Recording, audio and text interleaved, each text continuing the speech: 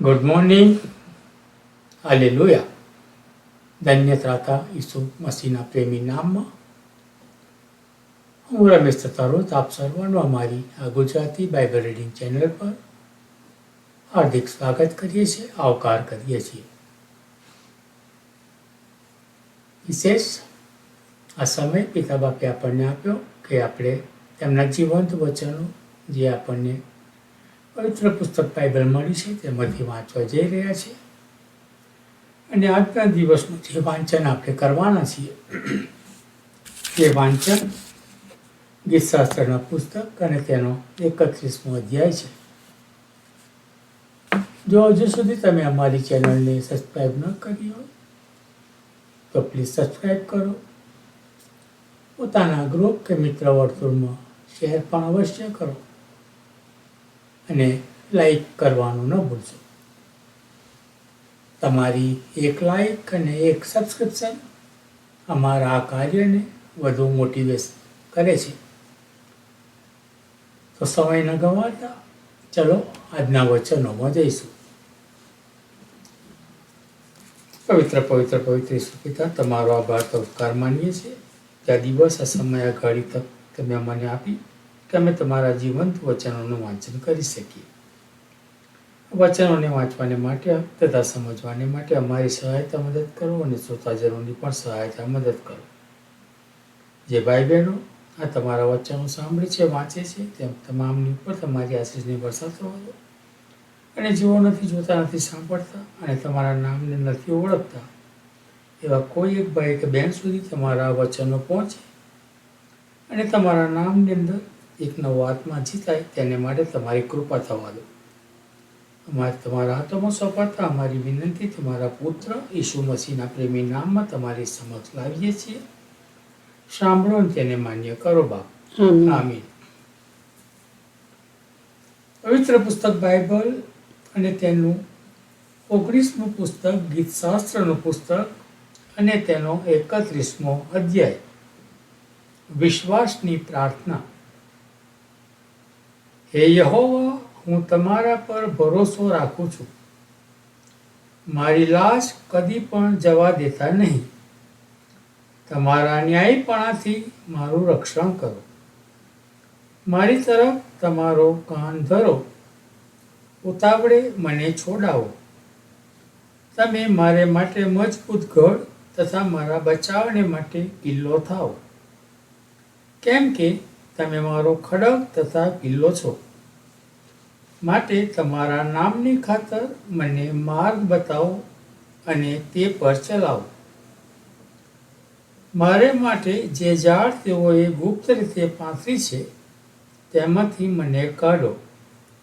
કેમ કે તમે મારો આશ્રય છો. હું તમારા હાથમાં મારો આત્મા સોંપું છું. હે યહોવા, સત્યના ઈશ્વર, તમે મારો ઉદ્ધાર કર્યો છે. મિથ્યાવાદ પર લક્ષ્ય આપનારાઓને હું ધિક્કારું છું, પણ હું યહોવા પર ભરોસો રાખું છું. હું તમારી દયાથી આનંદ કરીશ તથા હરખાઈશ. કેમ કે તમે મારું દુઃખ જોયું છે. તમે મારા આત્માની વિપત્તિઓ જાણી છે અને તમે શત્રુઓના હાથમાં મને કેદ થવા દીધો નથી. તમે વિશાળ જગા પર મારા પગ સ્થિર કર્યા છે. હે યહોવા, મારા પર દયા કરો, કેમ કે હું સંકટમાં છું. ખેદથી મારી આંખ, મારો પ્રાણ તથા મારું શરીર ક્ષીણ થાય છે. કેમ કે સંતાપથી મારી જિંદગી તથા નિશાસાથી મારા વર્ષ વહી જાય છે. મારા અન્યાયથી મારું બળ ઘટે છે અને મારા હાડકાં ક્ષીણ થાય છે. મારા સર્વ વેરીઓ મને મહેણા મારે છે.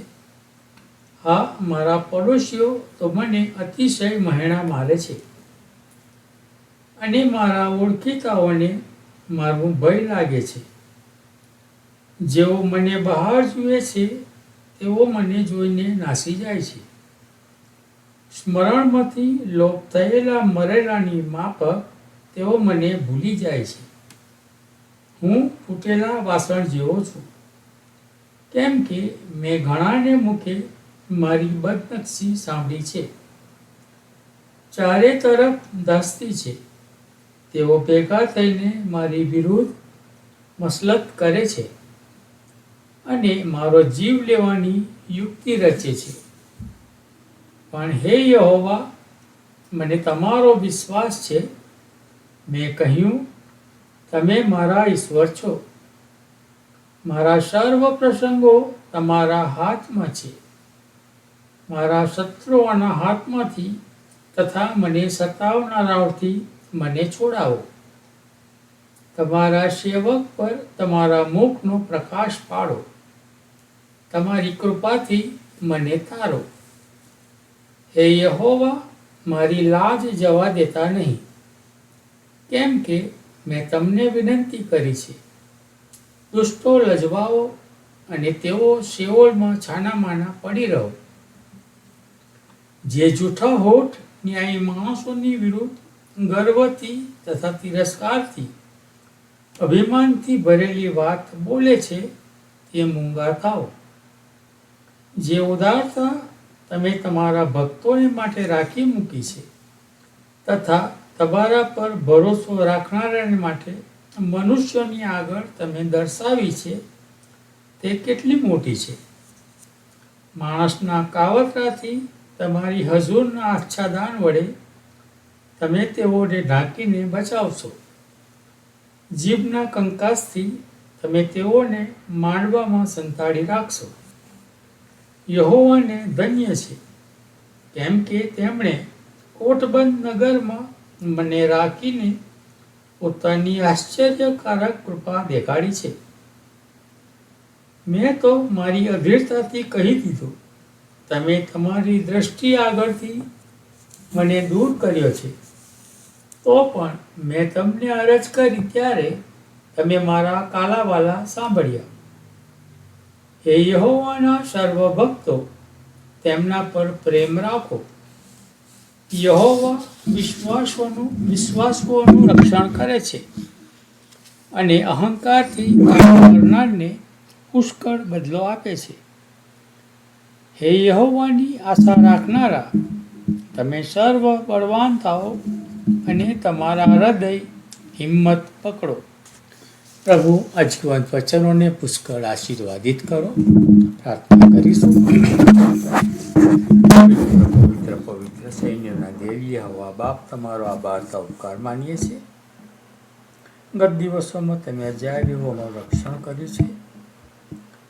અમારા શરીરો માટે જોઈતા તમામ સારાવાના તમે પૂરા પાડ્યા છે. આ દિવ્યાથી રોગ ઉપાધિને પૃથ્વી પરની શૈતાનિક બાબતોથી અમારું રક્ષણ કર્યું છે. એ તમામ બાબતોને માટે તમારો આભાર ઉપકાર માનીએ છીએ. તમને ધન્યવાદ આપીએ છીએ બાપ.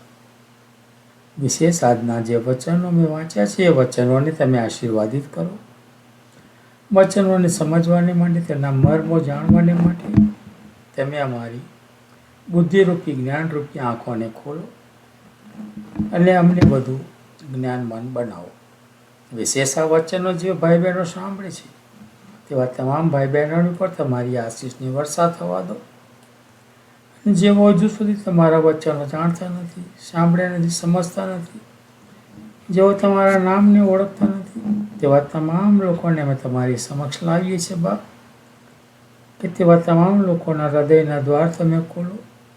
તેઓ તમારા નામને જાણે, તમને માને, તમારા નામને માન મહિમાને ગૌરવ આપે અને તમારી હજુરમાં એને તમારા નામનો સ્વીકાર કરે. એવી કૃપા તમે થવા દો બાપ.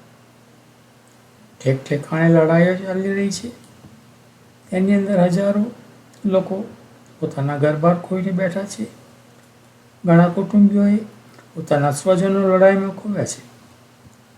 પિતા બાપ, આવા તમામ લોકોને માટે અમે વિનંતી કરીએ કે તમે તેઓની સહાયતા મદદ કરો.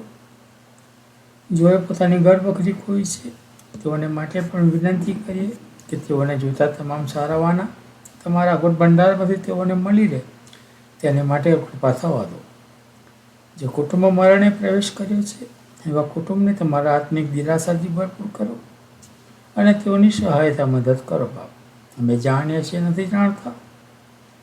એવા કુટુંબની અંદર કોઈ પણ ભાઈ કે બેન બીમાર હોય, ઘરમાં હોય કે હોસ્પિટલમાં હોય, એવા તમામ લોકોને અમે તમારી સમક્ષ લાવીએ છીએ બાપ, કે તમારા ગાલ તંદુરસ્ત હાથને સ્પર્શ કરો અને તેઓને સંપૂર્ણ સાજા પણ પ્રાપ્ત થાય. તમારા નામને માન મહિમાને ગૌરવ આપે એવી કૃપા પણ તમે થવા દો બાપ. વિશેષ પિતા બાપ, ઘણે ઠેક ઠેકાણે તમારા લોકોની ભયંકર સતામણી થાય છે. ઘણી સરકારો તમારું નામ લેવાને માટે મનાઈ હુકમના કાયદાઓ ઘડે છે અને ઘણે ઠેકાણે તમારા પ્રભુ મંદિરોને તોડી પાડવામાં આવે છે. તમારા સેવક સેવિકાઓને જેલમાં નાખવામાં આવે છે, તેઓની સતામણી કરવામાં આવે છે. ત્યારે પિતા બાપ, તમે કહ્યું છે કે મારું આવું ખૂબ જ નજીક થશે ત્યારે આ તમામ બનાવો બનશે. પણ પિતા બાપ, તમે કહ્યું છે તેમ અમે નાહિંમત ન થઈએ, હતાશ ન થઈએ, નિર્ગત ન થઈએ, પણ તમારા નામની અંદર વધુ ને વધુ ધૈર્યવાન બનીને તમારા માર્ગોમાં ચાલનારા તમારા બાળકો બની રહીએ. તેને માટે તમારી કૃપા થવા દો.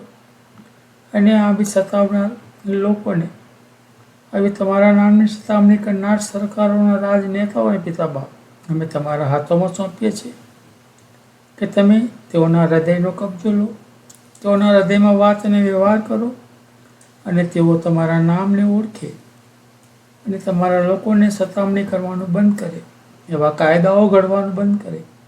તેને માટે તમારી કૃપા થવા દો. સતામણી વેઠનાર તમામ લોકોની સહાયતા મદદ કરો, તેઓના કુટુંબોની સહાયતા મદદ કરો, તેઓની સાથે અને પાસે રહો અને તેઓને વધુ ને વધુ હિંમતવાન બનાવો, જેથી તેઓ તમારા માર્ગોમાંથી ભટકી ન જાય. અમારા દેશ અમેરિકાને આશીર્વાદિત કરો બાપ. અમારા દેશના રાજનેતાઓને આશીર્વાદિત કરો બાપ. આ દેશના તમામ લોકોની પર તમારી આશીષની વર્ષા થવા દો બાપ. આ દેશનું સુકાન ચલાવવા માટે અમારા રાજનેતાઓને તમે બુદ્ધિ જ્ઞાન ડાપણથી ભરો, તેઓની સહાયતા મદદ કરો, તેઓની શારીરિક તંદુરસ્તી બક્ષો બાપ. અમારી આ તમામ અરજો ગરજો વિનંતીઓ અમે તમારા પુત્ર અમારા મસીહ, જો કાલવાયના પહાડ પર વિંધાયા, ક્રુસે ચડા ડટા, ત્રીજે દિવસે પુનરુત્થાન પામ્યા અને હાલમાં તમારા જમણા હાથે બિરાજમાન છે, એવા અમારા ધન્ય સાથે ઈસુ મસીહના નામમાં તમારી સમક્ષ લાવીએ છીએ. સાંભળો અને તેનો સ્વીકાર કરો પિતા. આમીન, આમીન, આમીન.